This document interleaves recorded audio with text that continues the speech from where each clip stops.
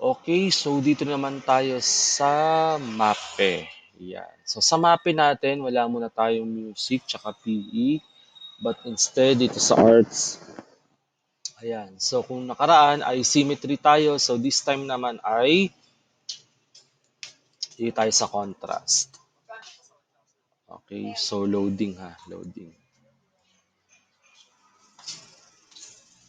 Yan, so yan po ay makikita natin sa page 118.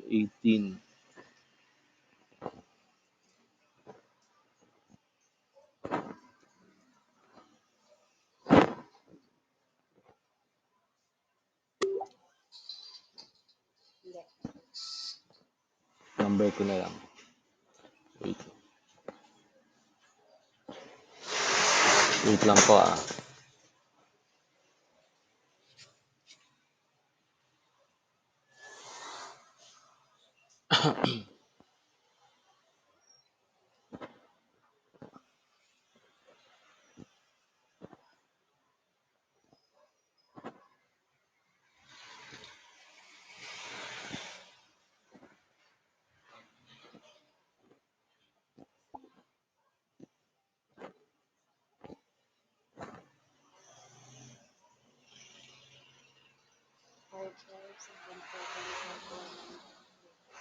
Yung iba hindi nagpasa nung nakaraan.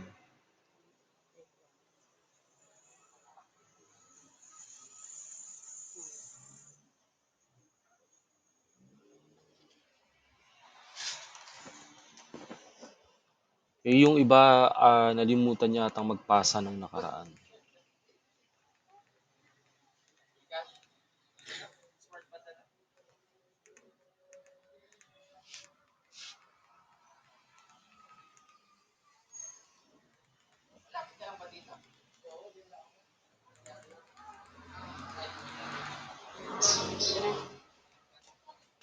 Okay, so sa contrast natin, ayan, so kung makikita niyo if you say contrast, there are things on which people agree and disagree. So what they like to eat, what types of clothes to wear, may naglolo ko. Which candidate to vote for, and many more. Our difference in taste and preference can be compared to a principle of design. So meron siyang contrast. Kung may black, may white.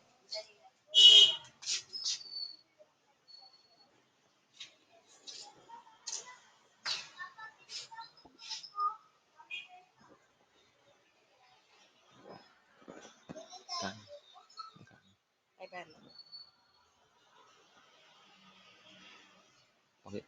Rain. Okay, so pag sinabing contrast, yun yung parang kabaligtaran, no? So kung, ha?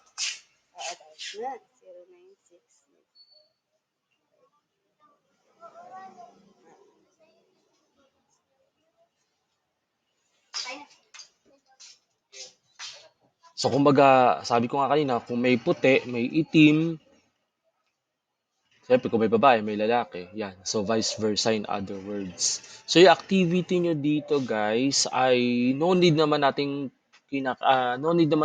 gumamit ng board. But instead, pwede tayong gumamit ng colored paper para dito sa procedure na to. Okay? So, etong una, So, again instead of corrugated board, so pwede tayong gumamit ng colored paper. Okay? So, gagamit din kayo ng pencil, yan, cutter, then reference picture, tsaka black marker. Yan. So, ang gagawin, una, syempre, kailangan natin yung reference picture. Okay? Then, parang i-layout lang natin siya. So, once na i-layout natin siya, so, lalagyan lang natin siya ng mga line. So, parang magiging ganito ang itsura niya. Okay? Pwedeng character, depende yan sa inyo. Okay? So, as long as yung gusto niyo siyang parang pinaka-design o hindi naman siya actually or layout, ay ganito ang magiging itsura niya. Okay? So, para naka-contrast siya. So, pwedeng yung part mismo ng drawing nyo, yun yung walang line, and then, yung part naman nung nasa likod, yung background, ay yun yung puro lines. Ibig sabihin, naka-contrast siya. Okay? May iba rin tayong way of contrasting. So, po pwede rin halimbawa, no, na plain lang yung likod, tapos yung pinaka nakapatong sa kanya is yung pinaka ano natin. Okay? Yun yung pinaka design natin o yung pinaka drawing natin. Okay? So yan po siya. Okay, yan yung sa art. Yung sa health, ay ayaw niya mag-back.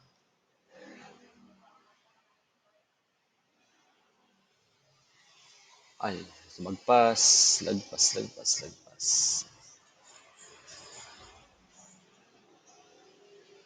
Ayan. So wala pa lang muna tayo sa health. Okay? So